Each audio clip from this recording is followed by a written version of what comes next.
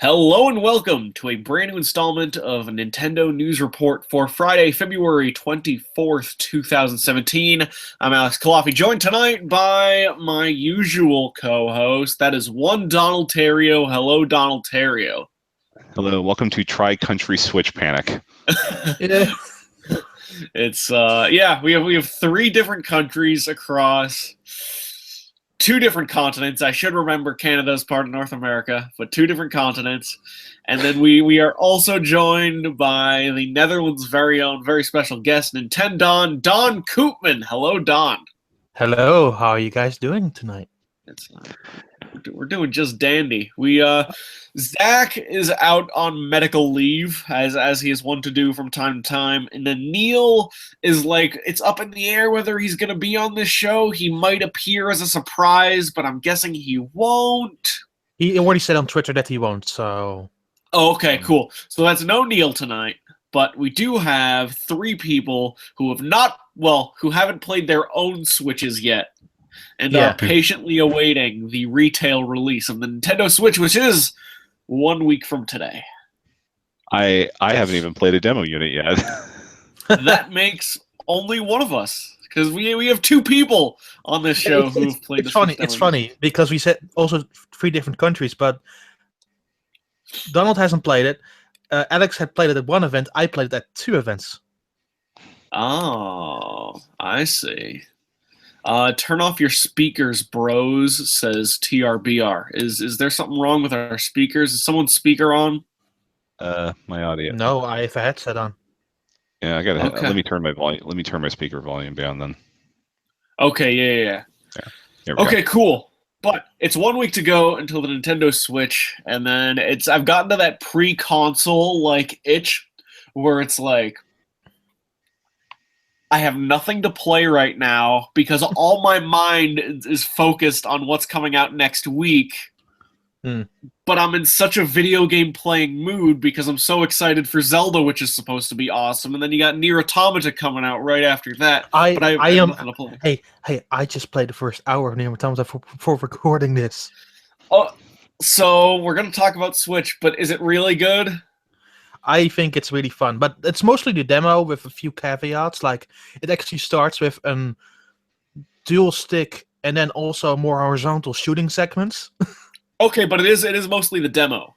It's mostly demo, but after that it opens up into a ruined city, and then what do? You get some subquests to do in the main quest, and I just went off into a completely different tangent and doing the subquest now. So, okay. Well, that's good to hear. But if it's okay with everyone in the chat, and I know it might be, we are going to be talking about the Nintendo Switch for the next hour or so. That's fine. That's fine with me too. So first off, I want to check in. What is our March 3 gonna look like? And I will let you go first, Donald. What is your Switch package going to look like on March 3rd, 2017?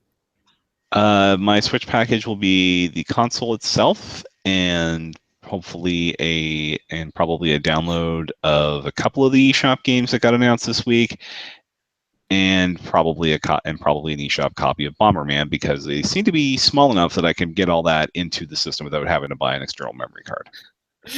James Jones from Radio Free Nintendo is watching us right now, which is kind of funny because we would have just had you on this show if we knew you were going to be. It's fine. It's fine.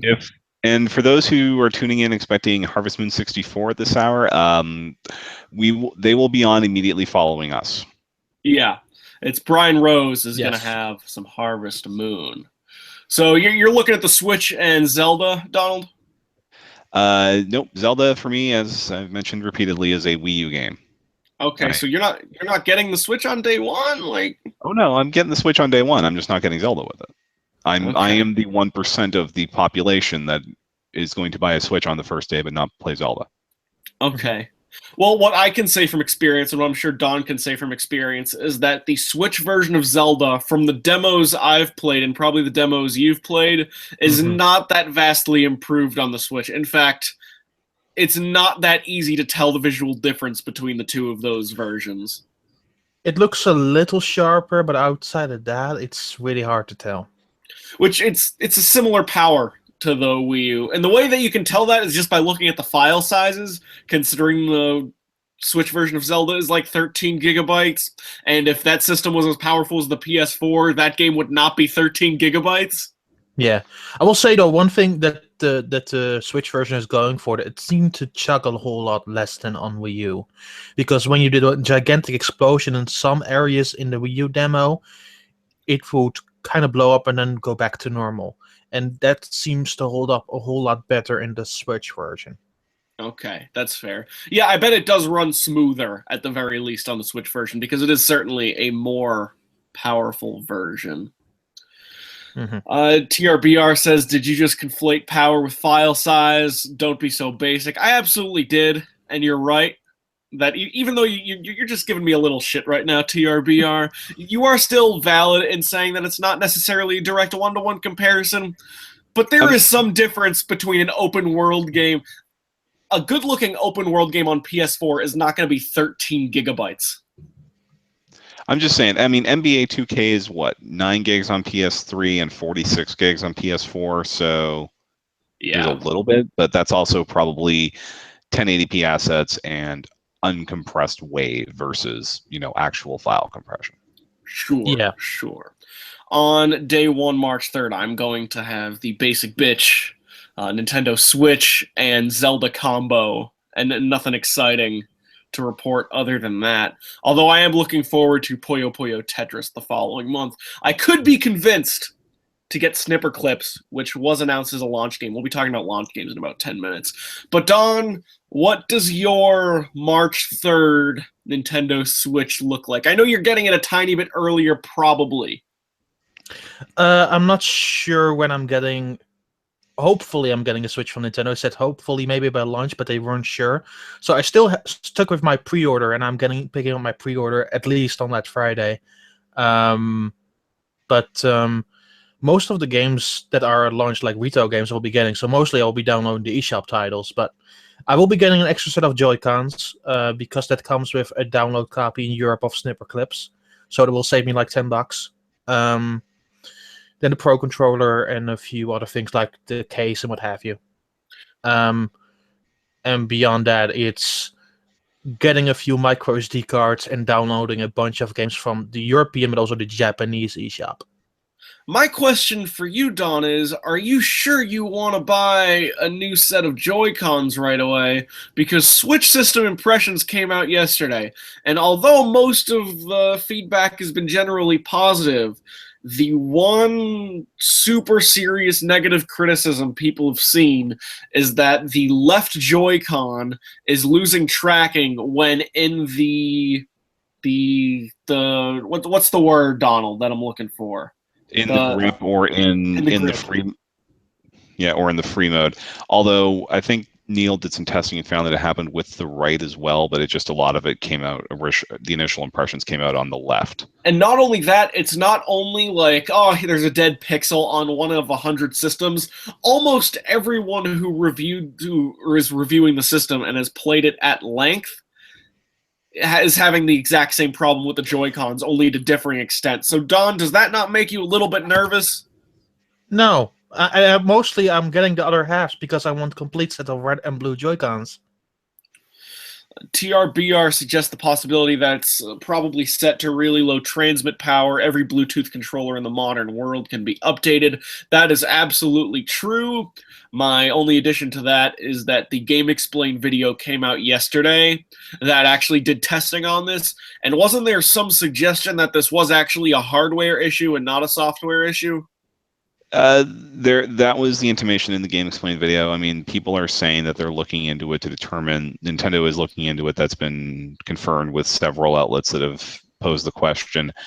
I could see what might end up happening with the day one update, besides enabling microSD XC support and lighting up the eShop, is there may be an update. Part of the update would probably crank up the power, at least as a temporary fix, until they can maybe get a a sort of the second wave of Joy-Cons maybe has that whatever hardware issue is fixed, because a lot of people are comparing this to the antenna gate issue that happened with the iPhone 4 a few years back, where they ended up having to send out bumpers.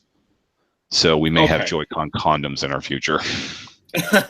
So maybe it is. So maybe it is a software issue. James Jones, who is a contributing fourth member via text now. Fun fact about Bluetooth is they can have all kinds of fun interference with stuff. And TRBR adds, the hardware is the Bluetooth MCU, which can be updated. I hope you're right. The official PR line from Nintendo today was that they are indeed looking into it, though. Yeah. There's no word on it. It's not necessarily enough for me to cancel my Switch pre-order or anything, because Nintendo will eventually make good on everything, and it seems like the Switch hardware itself is rock solid as far as all reports have come back. It's just because of the stuff going on now, I'm hesitant to buying a second pair of Joy-Cons at this very minute. Yeah. For me, it's purely A, for local multiplayer stuff, and B, it's also, hey, I get a download code of snipper clips with it. So in Europe, that's a really good deal. Yeah, I'm because most of the interference, when Neil did his testing on Twitter, he found it kicked in at about 10 feet. I'm not in a position where my setups would be any more than, say, 5 or 6 feet. Either I'm playing in my bedroom where the TV's at on one end and there's about 5 or 6 feet, and then there's my bed, or in my living room on the couch where it's about 3.5 feet between the couch and where the switch dock will be. So, right. And if I'm in a position where I'm anywhere else with that, I'm probably playing in handheld mode where it's a wire connect, where they're connected physically anyway, so there won't be any need to transmit anything. Right. Sure. Right. So it's it's not a big deal for me, but I can definitely see where it's going to be a problem depending on your setup. It seems like the kind of thing I was hearing from reviewers is like 3 or 4 times over 20 hours of playing Zelda. And it seems like the kind of thing where if you have the handheld, like the Switch, and then it's switch mode, then you're not having any of that problem whatsoever. It seems like, as TRBR is saying, it's not interference, it's being blocked by the walls of meat and water, i.e. your hand or body. 2.4 gigahertz is right at the frequency to be absorbed by water. Let's say you're right, TRBR. I acknowledge the possibility that you're right. What would become very difficult then if Nintendo did not update it or figure this out by May or whenever ARMS comes out. And if it's as simple as you're saying, then Nintendo will obviously figure it out. But if that's absolutely the problem, then ARMS is going to be unplayable to consumers of the Switch. Because Don, as someone who also played ARMS, at I'm guessing 2 different points, that seems like the game that could most be hurt by human body Switch controller interference. Sure, but at the same time, there is a button mode. Okay, so there is a button mode, but that seems like not the ideal way to play that game. Oh, absolutely. I will agree with that, but at the same time, ultimately, there is a button mode, but I will say that I would love to play it more with the motion controls. I like Wendy Man's ARMS is already an esport. It's called the UFC, which I enjoy. UFC, it's an EA Sports game. EA Sports UFC was on sale for like $10. I picked it up. It's not as good as the first one, but you can play as Mike Tyson, so there's that. Well, I think that's all I have to say about that. The only thing I will add is Zelda Impressions came out this morning, and people are way more positive about Zelda than I thought they would be. Yeah, I may or may not be regretting shorting Zelda in several locations as of this point, as far as its critical reception. But we'll see what happens when the reviews come out, which will be before launch. I'm just not sure if we're at liberty to say when specifically. Yeah. It's been said on Twitter multiple times now. Actually, I just realized, it's in it's in the NWR forum thread for Breath of the Wild. Yeah, reviews will be out Thursday for Breath of the Wild. Yeah. Yeah. But people are gushing all over this game. They're saying it's like the most challenging Zelda since the NES ones. They're saying the guys from Nintendo Force, or at least the official account of Nintendo Force, is saying, I wouldn't be surprised if it was some people's favorite game of all time, which seems like hyperbole after playing that game for only a few days. So I would take that with a grain of salt. But it seems like people are super excited about this game, and it seems like the way the Giant Beast cast was describing it, they made the game sound like you really will want to get lost and do all these different things and get distracted and go here and go here and go here. Basically the promise of Skyrim of if you see that mountain, you can go to it. It seems like this game makes absolutely good on it. Yeah, and what I heard from like audio impressions, because I've been listening to them all day, because haha, I work at Go Nintendo, I post news every single day. So I was listening to a bunch of impressions, and the impression I got is that every single person that I heard talking about the game went in a completely different direction, did some very different things. Yeah. So you are free to go and to see whatever you like in those first couple of minutes after you leave the Great Plateau, which is very encouraging. I heard that some people straight went to Hyrule Castle and see what would happen. Others jumped on a horse and just ride around a horse for like a good half hour. So every single person did something unique, and I look forward to having that own experience when I get it. It reminds me of the experience of playing an Elder Scrolls game for the first time. Like, I think Morrowind, Oblivion, or Skyrim will give you the same experience of walking around that world for the first time. You've never played this kind of game before, and then you just wander into a cave to see what will happen. It seems like that's what Breath of the Wild is all about, is that Elder Scrolls-y, I'm walking down this road, I don't know what's there, but it looks interesting, so I'm just going to go in that direction and see what I can find. But I'm guessing Nintendo's probably going to make better on it than Elder Scrolls will, which I'm very surprised by saying, because if you asked me 2 weeks ago how I thought Breath of the Wild was going to come out, I would have thought it would have been like 7.58 territory. Yeah, I would. Yeah, it is really hard to say what would have happened. I was excited, but I'm not sure where I would stand on it when it would arrive. And now I'm feeling way more excited about it than I was like a month ago.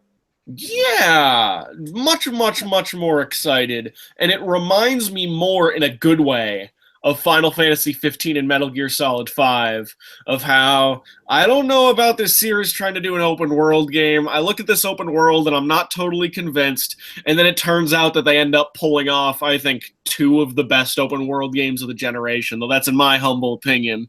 I agree, yeah. I think Breath of the Wild could complete that trifecta. Hopefully, from our previews that are on NintendoWorldReport.com right now, Neil seemed very effusive about it. Justin did express some concern about the controls of that game, and he brought up the claw. So I thought we were done with that when Monster Hunter went new 3DS. So yeah. Justin is a great person on this site, specifically because when you read Justin Berube impressions, he won't have the same criticisms as everyone else, and in fact, he might not notice the obvious criticisms, but he notices these very specific things that other people would not call out. Specifically, this claw thing that he read today, it's a very Justin Berube observation. If you see impressions of his, I would recommend reading it for, at the very least, a different perspective than you would get from other people. Metal Gear Solid 5, it's mostly a complete game by Windy Man. I think people give Metal Gear Solid 5 way too much shit. I think Metal Gear Solid 5 has some issues, and like it still feels like there's some content here and there that isn't necessarily there. But man, if it's not one of the most ambitious games I've ever played. That's a little beside the point. But Metal Gear Solid 5, I was getting those vibes from the impressions people were given for Breath of the Wild. Let me see some stuff in the chat here. Ken Ruley 09, Ken Roulette, Ken Roulai. GameStop said they think it's better than Horizon Zero Dawn and what you can do, which I wouldn't be surprised by, because Horizon Zero Dawn seems like it's more of a Far Cry game that's executed very well than a complete evolution of this style of gameplay, which it seems like Zelda's been going for. Yeah, I think it was one of the European outlets who said that as far as realism goes, Horizon, the bow and arrow is a sniper rifle, whereas in Breath of the Wild, you actually have to take into account things like wind resistance and things of that nature. Yeah. So, Right. so somehow the Legend of Zelda game is actually a bit more realistic if you're looking for Year of the Bow. Right.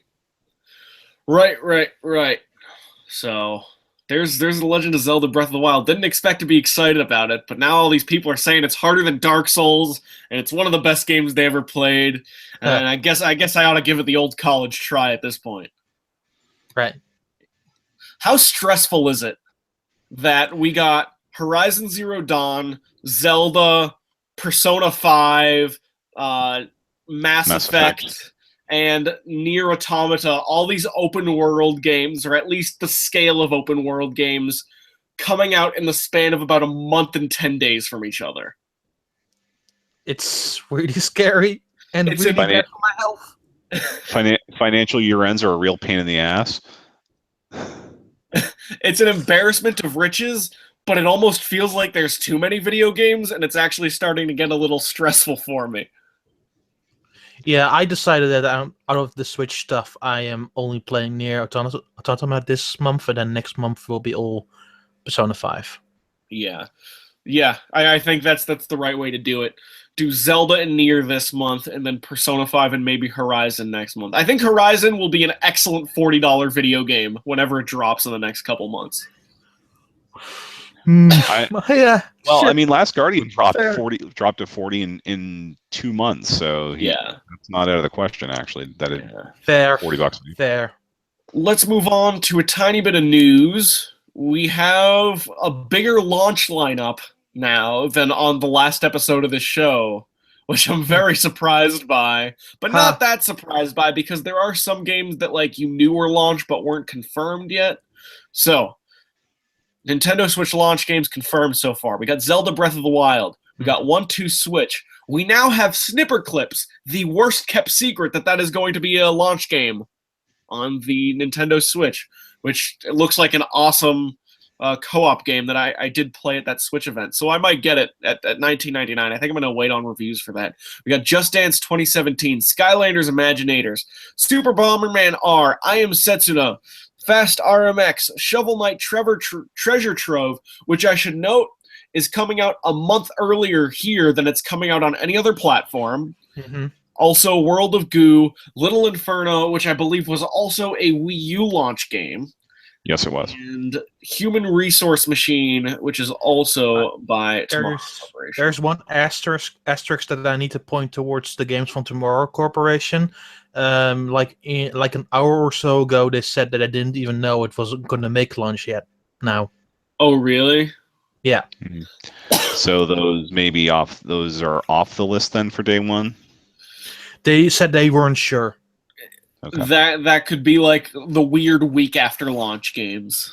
But, yeah, although we'll probably find out Tuesday because Nintendo is having a Nintendo Indies or Nindies presentation Tuesday, I believe at 1 p.m. Eastern time. It's 1. I think it's actually no. Yeah. I might be slightly off on the time, but I think it's not. It's I think it's for Pacific time, 9 a.m. 9 a.m. Pacific, so noon Eastern, then and 1 o'clock my time. Noon Tuesday. Yeah. So we'll probably find now, because there's some stuff in Japan like Blaster Master Zero got it announced as a title for Switch. Japan has 20 launch titles. They have an almost completely different list from us. It's not like the important stuff is still there, but like the indie games and the smaller stuff are completely different. Like I think 5 hamster games, like Neo Geo games, are going to be there. 5 hamster Neo Geo games. They get Metal Slug free. That's King of Fighters 98. The arcade archives, yeah, those usually come out in Japan, and then there's a bit of a delay based on how they handle it on PS4. Yeah. But they also have a nice variety of like physical games too, so they are pretty set. They got Puyo Puyo Tetris on launch day, I think. And I'm going to download that from a Japanese account. Huzzah! I may join you on that if I wasn't having to go to Boston the week after the Switch comes out. Oh yeah, Yeah. because we have the region-free systems, and you can probably get eShop cards from PlayAsia today. hmm And we know that, the balance will carry over too. So Absolutely. I was thinking about buying also a digital copy of Dragon Quest Heroes 1-2. It's 32 gigs now, so I'm going to buy it physical. Oh boy, yeah. yeah, good move. How impressive is it that the Switch cartridges are as small as they are? I mean, I know it shouldn't be impressive because SD cards can handle 32 gigabytes, but they almost they're thinner than the DS cartridges, right? Yeah. They're Yeah. thinner than I think they're almost the size of Vita carts from what I'm seeing, especially with I think that's correct. Yeah. which Huh. I had to guess on that because I don't have very many physical Vita games. Right. Right, but it does seem like it has like the cases are PSP sized, which I'm not really a fan of. I almost wish that they were regular game case sized and just had the tiny cartridges inside it, even though I know that would be a waste of plastic in the long term. As someone who likes his physical games, I just think they look weird on a shelf. I don't think the way Nintendo's trying to save plastic with those eco cases they use on the Wii U, that they'd be able to get away with it with anything that would actually hold something that small. Yeah. I guess PSP cases always look weird to me. The ugliest part of my game library is the Vita section. Like the Vita has plenty of amazing games. It's just the cases are so tiny and so misfitting with all the other game cases in my library. Shiny digital future, baby. Yeah. Yeah. But yeah, Japan is getting like the new Blaster Master game. They're getting a new puzzle game called Solium, which is really cool. They have a whole bunch of stuff there, it feels really complete over there. But you want to know what isn't coming at launch? The Virtual Console is not coming at launch to Nintendo's system. And boy, has that been a point of contention for the last 48 hours. Breaking news: we have a futuristic racing game at the launch of the Switch that includes the announcer from F-Zero GX. We have a 2D platformer that's better than anything short of Mega Man 2 or Mario 3 that looks like an NES game. So I, for one, am hoping that this is a sign that Nintendo is going to do away with Virtual Console and simply bring these classic games out as regular games, no special branding required, and more importantly, let the third parties handle their own games. That doesn't seem like the right way to do it, because Virtual Console, as poisonous as that branding may be, I'm not sure, but it feels like it's slightly becoming like a poisonous term right now. Especially on Wii U. Especially on Wii U. It's as poisonous as the Wii name at this point. But they have to call it something, because Virtual Console is a super important distinction to make, because you have to be able to separate Super Mario Bros. 1 from the other games in the library. And I just don't think it looks right mixed in, but maybe I'm wrong. Well, the main reason I'd love to see them ditch the name Virtual Console is because maybe then they can introduce variable pricing, so we're not paying the same price for Mario 3 that you pay for Urban fucking Champion. Pardon my French. I'm pretty sure that's the original Japanese title of the game. Yeah, and we have. I mean, Natsume put Harvest Moon 64 out this week. Again, we will be streaming that following this show. The fact that it took them this long to do that, I'm pretty sure Nintendo would have. They had to go to Nintendo and say, "Hey, would you like to put this? We'd like to put this game out for the 20th anniversary. Would that be all right?" There's no need for them to do that, right? And if you give it back to let the third parties handle it, that opens the door for, say, Sega to do. Sega has done retro this last generation better than Nintendo ever could, between Sega 3D Classics and the fact that you can now get their games on Steam with mod support. Yeah. Right. And mainly, I just want Square Enix to acknowledge the second half of their name, because where's my bloody illusion of Gaia or Terra Enigma, before anyone asks? That's a darn fine question right there. The not James Jones. He had something else. Ken Ruley said VC will be there. They already said so. Yeah, the Virtual Console is going to be on Nintendo's system. We know that. It's just not going to be there day one. And the most frustrating thing is that we didn't know it was going to be there. It wasn't going to be there on day one definitively until like the last day or two, which is super annoying because it was 8 days until the system's launch. And only then did we know that there wasn't going to be a virtual console on day one. Now, Neil... that is within, to be fair, that is within standard Nintendo policy, because the most warning we get of any virtual console game outside of Japan is 3 days. That's from the European press release. Yeah, but it's a little crazy that not only do we not have a virtual console, but we haven't gotten the messaging we need on what the virtual console is going to look like.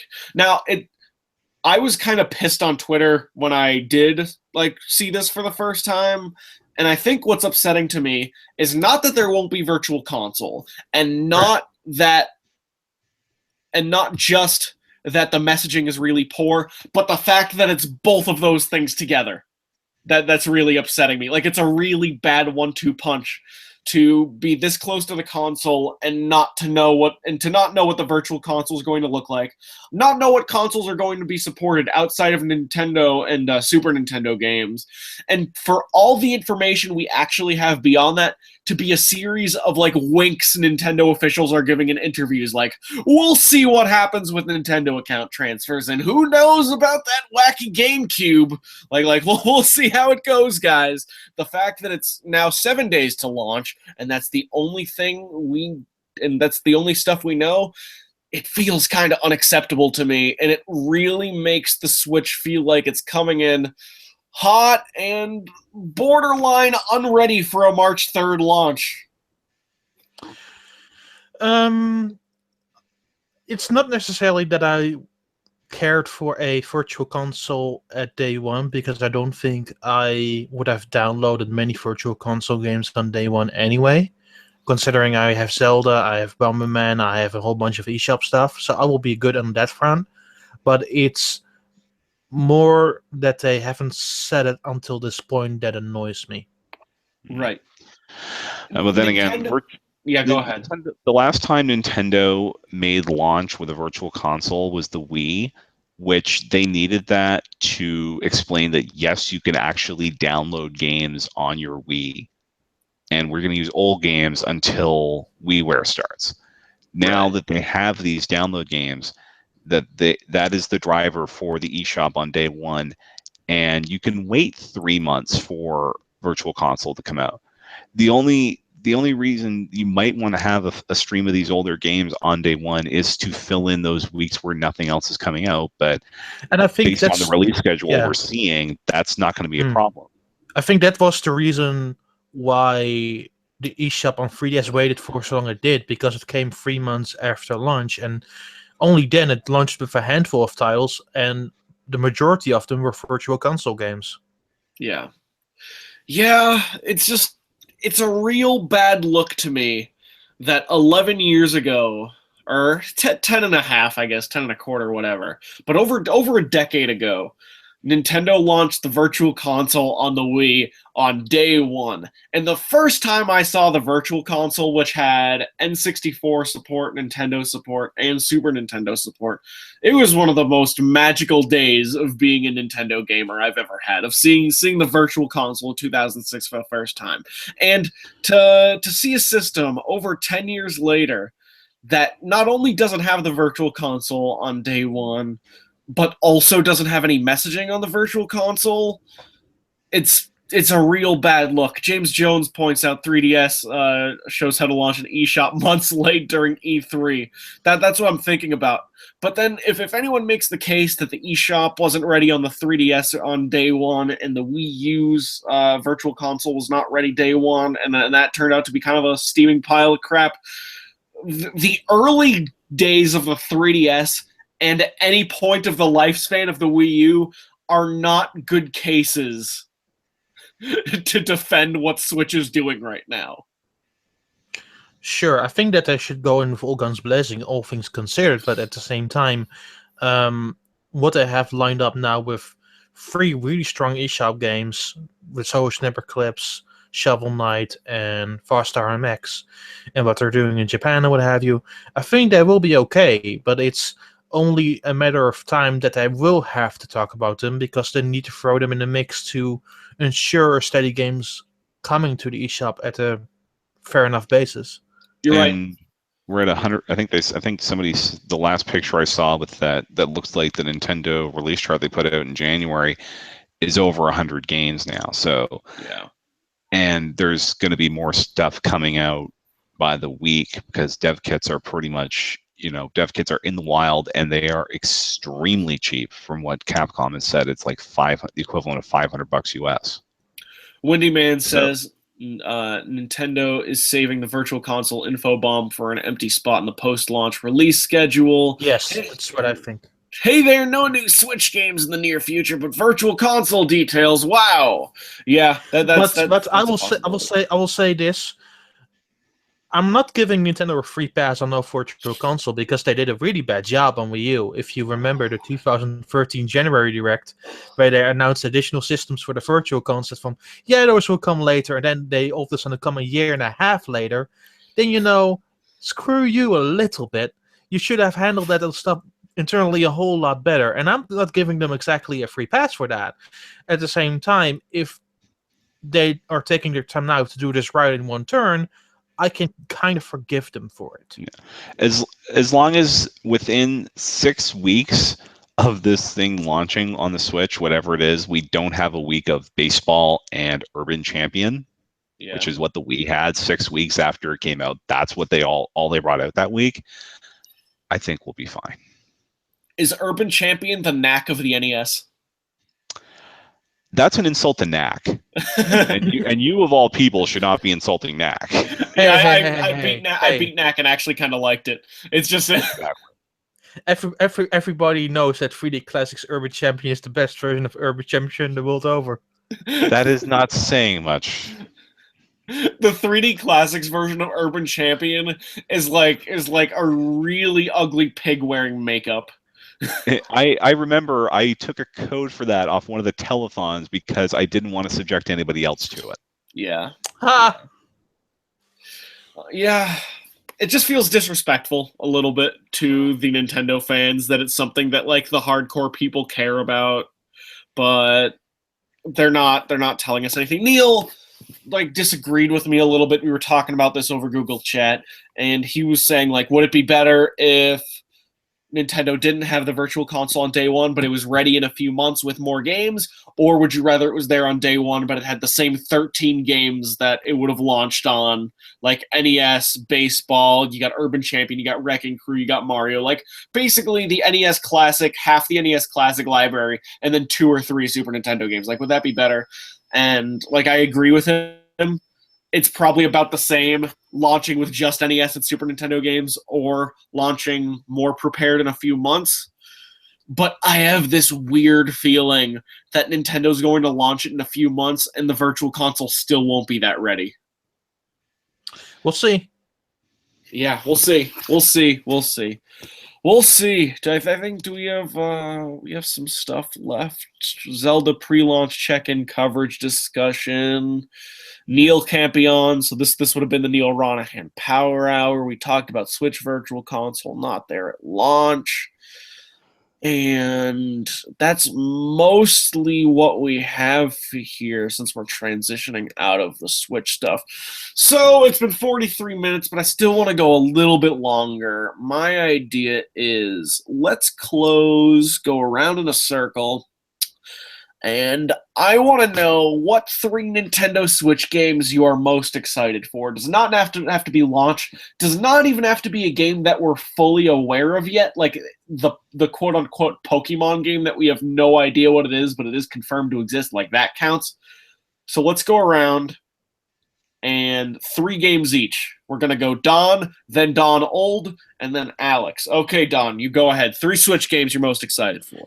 The Switch game I am the most excited for at this point is Splatoon 2. Splatoon 2. Okay. And the reason I say that is I played it now at both of the events I seen the Switch at, and what I realize is how much they changed to the flow of Splatoon 2. Because the original game, it was really good, and I still love playing it every single day, and it's the only thing I turn currently my Wii U on for. But the stuff that changed, especially when it comes to the specials and how they handle weapons, especially they are more versatile and they have each a different special move now, makes me really excited what they could do with like new weapons in the future when they add new stuff, when they add new stages. I think the rollout for that will be really interesting and more intriguing than the first game. It's a slightly tighter Splatoon. I agree with you on that, and the fact that there's no more spawn camping, how you can't get close to the your opponent's spawn point now, like Yeah. that is a very smart addition to that series. Absolutely, yeah. And then what were your other two, Don? Oh, I thought we were going to do 1 for 1, but okay. No, three total each. Sure. The second game is, well, obviously it's Super Mario Odyssey. Oh hell yeah! And That trailer looked so good. It looked so good. Nintendo's going for it. Yeah. I love that. I love that Japanese no, visual. Yeah, the Japanese visual that's like, here's your baby games, your Mario Galaxies and your 3D Land and your 3D World. This is the successor to 64 and Sunshine. To be fair, I really enjoyed the level-based 3D Mario games. I have absolutely no problem with those. Oh, 3D Land's my favorite Mario game. Yeah, 3D Land is also my favorite for sure. yeah. The more the less to said about the Green Stars and Galaxy 2, the better. But I really enjoyed when I played a lot of GameCube. I loved playing on and off like Sunshine, and I knew it was rough in places. Absolutely, like collecting those blue coins weren't that fun, and some of the missions were really rough. But overall, I just really loved playing it. It was so goofy and over the top. And I think if what Odyssey is going for, especially with New Donk City, which is a meme in itself, Yeah, is going for is a style and flair that I haven't seen in a Mario game since N64 and Sunshine. And I'm really excited to see that style go back in a major way. absolutely. Visit new.donk.city and find out if Bastion fucks. New Donk City is a way funnier name when you realize that it's not. When you don't realize that it's a reference to Donkey Kong. Yep. So, yeah, and then you have one more game, Don, very quickly. Okay, I think that my final game would then be like the rumored Pokemon game. Yeah, just throw in a game that barely exists. Yeah, you already mentioned it, but it was already my pick in my head when you started saying this topic, because I love Pokemon, and the things they could do with all the Pokemon in general, and just bringing that world to Switch would be incredible in a lot of ways, and I can't wait to see how it comes together on a system that's way more powerful than ever a handheld that Nintendo put out before it. Absolutely. Yeah. Yeah. We have a few top threes in here. James Jones says China Warrior on Virtual Console 3 times over. Or screw you, James. Screw you. Could have been worse. Could have said JJ and Jeff. No. He could have said 3 times Devil's Third. I prefer Fist of the North Star. Hey, but I hope we do get I hope the TG16 on Wii U means we get Lords of Thunder. Yeah. We have Tony Kaname-Kuran, 3 Splatoon 2, 2 Fast RMX, and 1, of course, Zelda Breath of the Wild. Cherry Goblin, Super Mario Odyssey, that is all.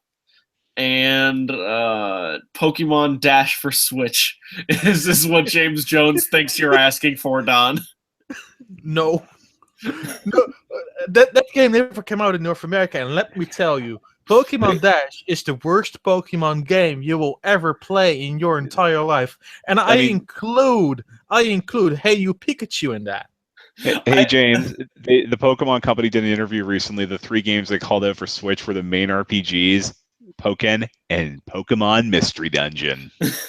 I love James's phrasing of Pokemon Dash for Switch because that implies that it's not even a new game; it's just a port of the DS game. Oh my god, no, no, absolutely not, no. Okay. Donald, your turn. Tell me about your 3 most anticipated games on Nintendo Switch. All right. Well, I guess number one for me, trying to be different from Don. I guess number one for me is going to be Fire Emblem, whatever that ends up being. That's a good answer. Yeah, absolutely, yeah. Just seeing what they can, how animated they can make this thing with the power of a full console behind it. And then I guess 2 and 3 are the 2 big multiplayer games that I'll be playing a lot of: Bomberman R and Puyo Puyo Tetris. There you go. Absolutely, yeah. There you go. And since we're carrying along the theme of choosing different games, my number 1 will be ARMS because I was a little cold coming from my playthrough of ARMS. I thought it played a little bit like Pokken Tournament in not a great way.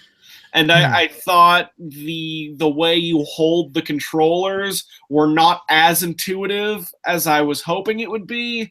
But I also think being in a demo environment and playing by myself and like pushing the Nintendo employees who were trying to guide me away from me so I could figure it out myself, like I had everything going against me. Although I am still skeptical about ARMS, I'll admit. I am really excited about ARMS. I got to play like 3 matches and it feels really nice to do. It feels really sturdy and well controlled. Did it pick up? Did you understand and enjoy it more the more you played that game and the more you got to grips with it? Absolutely, yeah. The first time you play, you're like, "Huh, why do you do this?" And I was constantly asking the rep, "How do you do this again? And what do you do?" Then the second and third match, then when you start going, then you start using the buttons to dash and to avoid, and then defend, and then attack, and then it feels really nice in a way that really comes together well. Yeah,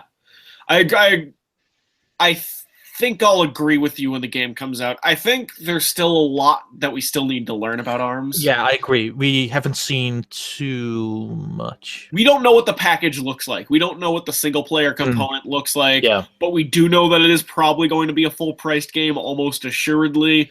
Yeah. The 2 reasons why I listed as my most anticipated games are, 1, it's a new core internal character-driven Nintendo franchise, and those characters looks great. There's nothing that makes me smile more than new Nintendo characters. And 2, exactly as you said, Don, the character designs are incredible. There's something that looks classically cartoonish about Springman and Ribbon Girl in a way that I can't put my finger on. Like there's some part of their personality that makes me feel like I'm watching a cartoon from the 1950s, like an Astro Boy type thing. Right, yeah. And I like that classic anime look to it. And yeah, the fact that it's a new Nintendo franchise and the fact that it is a full game version of Wii Sports Boxing. Basically, which feels like something really worth being excited about. My number 2 game is Suda51's follow-up to No More Heroes, which will in some way utilize either the indie gaming community or indie design philosophy and somehow pro wrestling. And he was so vague. And it will also include a very bad translator, apparently. It'll include a really bad translator. Yeah, Suda apologized for that, to be fair. Yeah, it was clear Suda went off the rails, and it was not the fault of the translator who was working that night. Suda actually invited him to dinner, apparently. That's funny.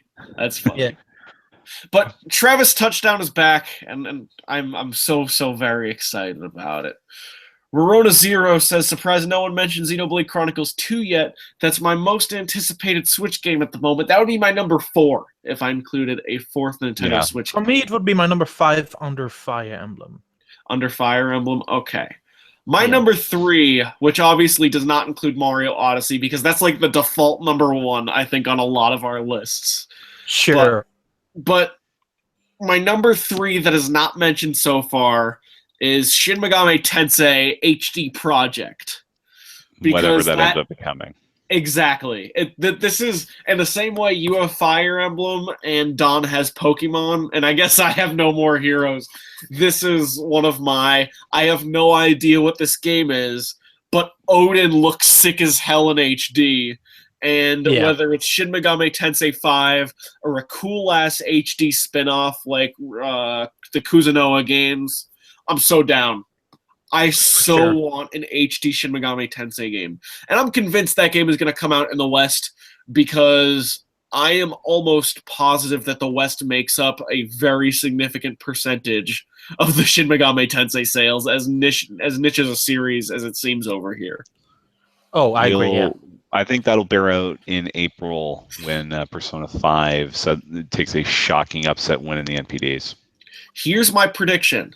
Shin Megami Tensei HD Project comes out in Japan and in the US. Europe is about 50-50 shot, but I bet that if it doesn't come to Europe, it's going to be super easy to get a hold of due to the region-free stuff. But at the same time, I think that since there's now a deal in place with Atlas Sega together with Deep Silver in Europe, we'll likely get it anyway. James Jones suggests that it's going to be SMT Poker. I would like to call it Shin Megami Tensei Poker Night at the Inventory. It's a strip poker starring Mara. Oh. Yeah. Although there's a pretty good chance it could turn out like the infamous January 2013 Nintendo Direct, where you show all these character designs of Fire Emblem and Shin Megami Tensei characters, and none of them end up being in the final game. And it comes out 3 years later as anime as hell. Which is still a really good game, but yeah. There's 2 nines on the show for that game, but yeah. Japanese Idol Simulator 2016. Yeah, but if I will say though that Spike Chunsoft is teasing Fire Pro Wrestling, if that comes to Switch, that might sneak into my number 3. If we got Fire Pro Wrestling and a No More Heroes game coming to Switch, this is going to be the most Suda-ass console of all time. Hopefully it sells better than most of Suda's stuff then. So some people got their list for us. Ken Rooley, 1 Zelda, 2 Mario Odyssey, 3 Metroid when they finally announce it. Cherry Goblin just has to say James Jones is my daddy. Ain't that a fact? Cherry Goblin also adds Killer 7 HD for Switch. Ken Rooley, Metroid/Mother 3.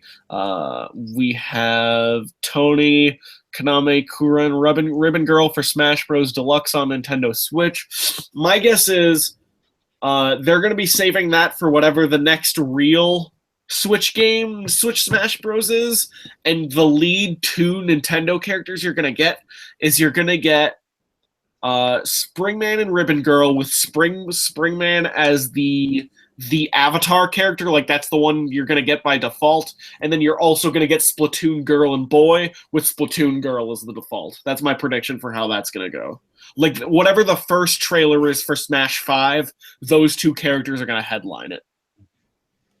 Don't you mean Smash 7? Because basically the Smash team considers Smash for 3DS number 4, Smash for Wii U number 5, and likely the Switch version Smash 6. Yeah, but that's silly as hell. That's just silly. Windy Man number 3, Tetris Puyo Puyo, 2 Redout, and 1 Zeruda Breath of the Wild, and then 4 Shovel Knight. See, I like the fact that they're putting out Shovel Knight Treasure Trove a month out on Switch first. Like that's a very smart business decision, because it's going to be $25 at launch. You're going to have the Spectre Knight campaign a month early. A month early, which means it's going to encourage people who really love Shovel Knight to buy. And if you do have patience, you can get it for 30% off on basically every other console this week. Sure. And so that sale's running along with the Phoenix Wright sale, so go get those if you're missing anything. Yeah. Mega Man for Switch, please, says Inferno Gaming. That's a real cute joke. You may not want that based on the new Mega Man, because it's probably going to be based on that. It's SMT HD Project. James Jones says SMT HD Project equals cooking SMT. Heart Donor 3, 2, and 1 all Zelda. Ken Roulé says he's looking forward to SMT with love a port of TMS #FE also. James is hyped for Fire Pro, says that about 2 or 3 times in the chat. We have Mega Man. Talking about James and hot garbage. The Mighty Number 9 switchboard? No, I will say this quickly. I did a preview for Mario Sports Superstars. Man, that game is disappointing. And today I got the package of amiibo cards. Oh boy. With all old artwork. Oh, like that weird like Mario Party artwork that they use on like the last 7 games in the series. Yep. Yeah. James Jones says, Bomber Girl for Switch, please. I need anime waifus with incendiary devices and a taste for death to match my real life. Super Bomber Girl is always XXX in my head, which makes me curious. If we're positing the premise of Super Bomber Girl, that I'm now going makes to stop this show if we're going to start talking about Super Bomber Girl. Yeah. I'm not thinking of Super Bomber Girl, but I'm thinking if we got Super Bomber Girl and Super Bomber Man, I'm very curious about the mechanics of how they mate to make Super Bomber babies. Good night, everybody. I think this is the artwork from Mario from Toadstool Tour. What do you think is the oldest artwork they have on those cards? I don't know. Oh, from DDR Mario Mix. That was right. The Bowser on the soccer card is from DDR Mario Mix. Oh, jeez. There's a throwback and a half. Oh, by the way, what these unlock? These unlock the star characters you would usually unlock in the other Mario sports games. But they also unlock superstar characters, which you can only get through the cards, right? No, these unlock the superstar characters, but if you want them normally, you have to play for every single game with every single character manually. Giga, this chat is getting so lewd. Oh, jeez. Okay, James Jones is waiting for the Pachinko game. This is. It's funny that James Jones is not on this show, but he has had more influence on the content than any 3 of us who are actually talking into microphones right now. Screw you, James. Yeah. If you think this is actually worth getting a permanent record of early, patreon.com/NWR. The last comment I have, RZA36 says Bomberman has the biggest sack.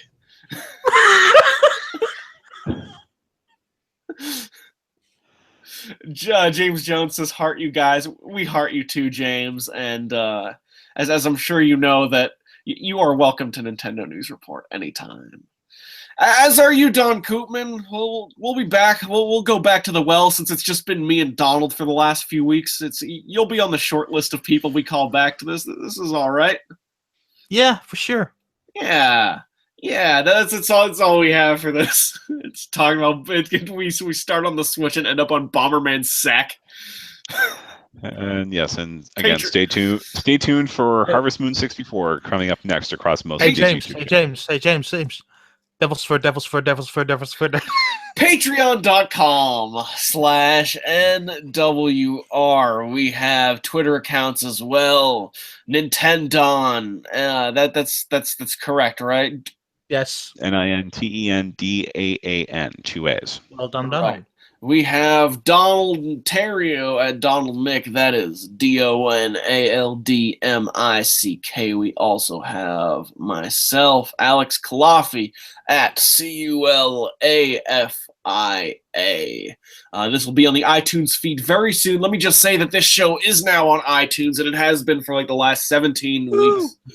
So make sure you give us a review on there. I look up Nintendo on iTunes just to see where we're doing on the rankings, and Nintendo News Report is slowly going to the top of that list, which means someone out there is listening to us. And if you listen to us on iTunes, I am so happy and so appreciative. And what I ask is, if you do listen to our iTunes show, please, please, please go onto your iTunes.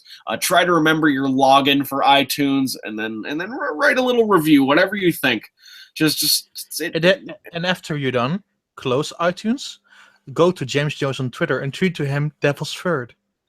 Or the Devil's Third box art. Is it NWR James? Is that his account? NWR_James. Might as well just push him at this point.